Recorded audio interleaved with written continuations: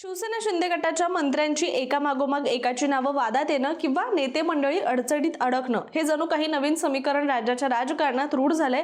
कारण शिंदे गटाचे आमदार किंवा इतर नेते मंडळी वारंवार कोणत्या ना कोणत्या वादाच्या भोवऱ्यात अडकल्याचं समोर येतं। त्यामुळे एकनाथ शिंदे आणि महायुती सरकार देखील अडचणीत येतंय। त्यातच आता शिंदे गटावर तिसरा कॅश बॉम्ब पडला आहे। म्हणजेच मंत्री संजय शिरसाट, आमदार महेंद्र दळवी यांच्यानंतर आता पुन्हा एकदा शिंदे गटाच्या एका मंत्र्यावर हा बॉम्ब टाकण्यात आलाय। त्यामुळे मोठी खळबळ उडाली असून संबंधित मंत्र्यांच्या अडचणी वाढल्या आहेत। चला तर व्हिडिओच्या माध्यमातून हे मंत्री नक्की कोण आहेत, हे आरोप कोणी केलेत, हे सगळं सविस्तररित्या जाणून घेऊया। नमस्कार, मी रामेश्वरी आणि तुम्ही पाहताय कट टू कट। राज्यात हिवाळी अधिवेशनाला सुरुवात होऊन 2-3 दिवस झाले नाहीत तोवर शिवसेना शिंदे गटाचे आमदार महेंद्र दळवी यांच्यावर ठाकरे गटाचे नेते अंबादास दानवे यांनी गंभीर आरोप करत कॅश बॉम्ब टाकला होता। त्यामुळे महेंद्र दळवी वादात अडकले होते। त्यात आता दुसरा कॅश बॉम्ब शिंदे गटाचे मंत्री भरत गोगावले यांच्यावर टाकण्यात आलाय। त्यामुळे ऐन थंडीत राजकीय वातावरण चांगलंच तापलेलं आहे असं म्हणता येईल। रायगडमधील शेकापच्या नेत्या चित्रलेखा पाटील यांनी भरत गोगावले यांचा एक व्हिडिओ समोर आणला असून त्या व्हिडिओमध्ये भरत गोगावले मोठ्या रोख रकमेसह दिसत असल्याचं म्हटलं गेलंय। या प्रकरणी शेतकरी कामगार पक्षाच्या राज्य प्रवक्त्या चित्रलेखा पाटील यांनी याची चौकशी करून सत्य जनतेसमोर आणावं। केंद्र आणि राज्य शासनाने सीबीआय, ईडी, अँटी करप्शन ब्युरोकडून या प्रकरणाची सखोल चौकशी करावी अशी मागणी केली असून सर्वाधिक गुन्हे असलेले हे आमदार आहेत असा आरोप देखील चित्रलेखा यांनी केलाय। विधिमंडळ अधिवेशनाच्या काळात हा व्हिडिओ समोर आल्यानं शिंदे गटाच्या अडचणी वाढल्याचं चित्र आहे। यापूर्वी देखील पैशांसह व्यक्तीचा एक व्हिडिओ समोर आला होता। तेव्हा ठाकरे गटाचे नेते अंबादास दानवे यांनी ते आमदार महेंद्र दळवी आहे असं म्हणत आरोप केला होता आणि हे प्रकरण चर्चेत असतानाच आता त्यांच्याच पक्षाचे महत्त्वाचे मंत्री भरत गोगावले यांचा देखील व्हिडिओ समोर आल्याचं म्हटलं गेलंय। मात्र आपल्यावर होणाऱ्या आरोपांवर भरत गोगावले यांनी प्रतिक्रिया दिली असून माझ्याकडे एवढा पैसा असता तर मी मुंबईत घर घेतलं असतं। गेल्या 40 वर्षांच्या राजकीय कारकिर्दीत आपल्यावर एकही ओरखडा नाही। चित्रलेखा पाटील यांनी केलेल्या आरोपांची खुशाल चौकशी करावी। आपण कोणत्याही चौकशीसाठी तयार आहोत असं गोगावले यांनी म्हटलंय।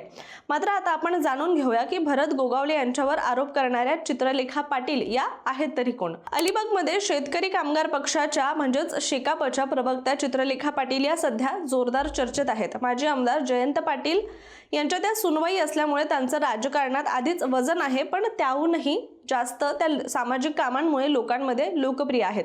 अलिबाग नगर परिषदेवर स्वीकृत नगरसेवक म्हणून देखील त्यांनी काम पाहिले। शिवाय पीएनजी एज्युकेशन सोसायटीच्या सचिव म्हणून देखील मोठ्या प्रमाणावर त्यांनी अनेक उपक्रम राबवलेले आहेत। गेल्या काही वर्षात त्यांनी एकापेक्षा एक उपक्रम राबवले असून शाळकरी मुलींना सायकल वाटणं, वयस्कर लोकांना चष्मे दिले। कोरोनाच्या काळात स्वतः तात्पुरते शुश्रूषा केंद्र सुरू करून रुग्णांची सेवा देखील केली। त्यामुळे तरुणांमध्ये त्यांचा चांगलाच प्रभाव असल्याचं सुद्धा दिसून येतं। त्याचबरोबर अलिबाग मतदारसंघ म्हटलं की आधी शेकापचा गड म्हणून त्याची ओळख होती। 2009 मध्ये मीनाक्षी पाटील, 2014 मध्ये पंडित पाटील हे दोघेही शेकापचे होते। पण 2019 मध्ये समीकरणं बदलली आणि शिवसेनेचे महेंद्र दळवी यांनी बाजी मारली। 2024च्या निवडणुकीत दळवींनी खूप तयारी करून लढत दिली, पण अखेर त्यांना 29,565 मतांनी पराभव स्वीकारावा लागला। याच दळवींवर कॅश बॉम्बचा मुद्दा समोर आल्यानंतर चित्रलेखा पाटील यांनी मात्र भाष्य करताना एकदम आक्रमक सूर लावला होता। त्या थेट म्हणाल्या की महेंद्र दळवींची पार्श्वभूमी गुन्हेगारीची आहे। घरगुती हिंसाचारासह अनेक गुन्हे त्यांच्यावर दाखल आहेत।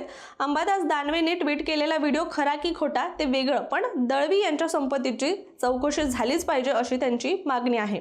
यावर शिवसेनेचे भरत गोगावले यांनी शेकाप एकेकाळी रायगड जिल्ह्यात नंबर 1 होता, पण आता पक्ष जिल्ह्यातून गायब होतोय आणि ते आधी बघा असं देखील म्हणत टोला मारलाय। खरं सांगायचं तर रायगडमध्ये कधी काळी शेकापचं प्रचंड वर्चस्व होतं।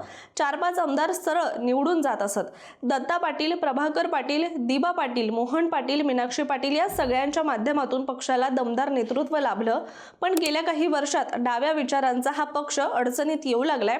पक्षाच्या लोकप्रियतेला ओहोटी लागली असून जनाधार कमी होत चाललाय। युती आघाड्यांबाबत पक्षश्रेष्ठींनी घेतलेले निर्णय चुकीचे ठरत गेल्यानं पक्षाची वाताहत झाली आहे। पक्षाची ताकद सातत्यानं क्षीण होत चालल्याने पाटील कुटुंबातील कलह देखील देखील याला कारणीभूत आहे असं देखील म्हटलं जातं।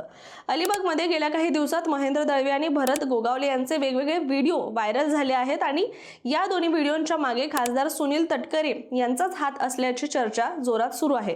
कारण रायगड जिल्ह्यातील वर्चस्वाच्या राजकारणातून हे वाद पेटत असल्याचं स्थानिक पातळीवर देखील बोललं जातंय। महेंद्र दळवी आणि भरत गोगावले हे दोघेही तटकरे यांच्यावर कायम टीका करत असतात, त्यामुळे त्यांच्यातील वैमनस्य हे लपून राहिलेलं नाहीये। स्थानिकांमध्ये अशी चर्चा होती की दळवी यांचा व्हिडिओ तटकरे यांनीच अंबादास दानवे यांच्याकडे पाठवला असावा, कारण दळवी यांचा व्हिडिओ समोर आल्यानंतर तटकरे यांनी लगेचच देशभक्त आहे असा उपरोधात्मक टोला मारला होता। याचबरोबर भरत गोगावले आणि सुनील तटकरे यांचं तर नाग आणि मुंगूस यांसारखं नातं असल्यासारखं लोक सांगतात। दोघांमध्ये आधी देखील अनेक वेळा जोरदार वाद झाले आहे। एवढंच नाही तर त्यांच्या समर्थकांमध्ये सुद्धा थेट मारामारीपर्यंतचं प्रकरण गेलेलं होतं। रायगड पालकमंत्रीपद कोणाला मिळावं यावरून सुद्धा त्यांची भांडणं अद्याप थांबलेली नाहीयेत। या सगळ्या पार्श्वभूमीवर चित्रलेखा पाटील यांनी केलेले आरोप कोणाच्या सांगण्यावरून आहेत, तटकरे की कोणा दुसऱ्याच्या, याबद्दल भरत गोगावले यांनी स्पष्ट मत नोंदवलं नाही।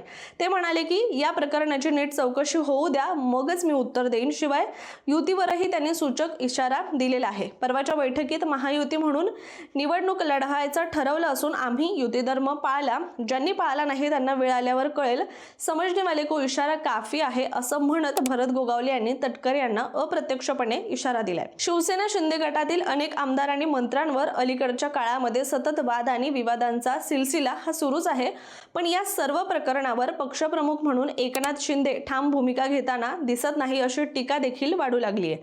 त्यातच पक्षातील काही नेत्यांची वादग्रस्त वक्तव्ये चर्चेत येत असल्याने शिंदे यांचा पक्षावर आणि त्यांच्या नेत्यांवर खरंच किती प्रभाव आहे असा प्रश्न देखील उपस्थित केला जातोय। उद्धव ठाकरे पक्षप्रमुख असताना कधीमधी काही मंत्री किंवा आमदार वादात असायचे, मात्र शिंदे गटाच्या स्थापनेनंतर आमदार, खासदार आणि पदाधिकारी हे सततच चर्चेत येत आहेत। त्यामुळे पक्षात शिस्त राहिली आहे का, शिंदे यांचा धाक आणि नियंत्रण टिकून आहे का, याबाबत शंका व्यक्त केली जाते। त्यामुळे या आरोपवादानंतर आता पुढे कोणतं राजकीय वळण तयार होतं याकडे सर्वांचं लक्ष लागून आहे।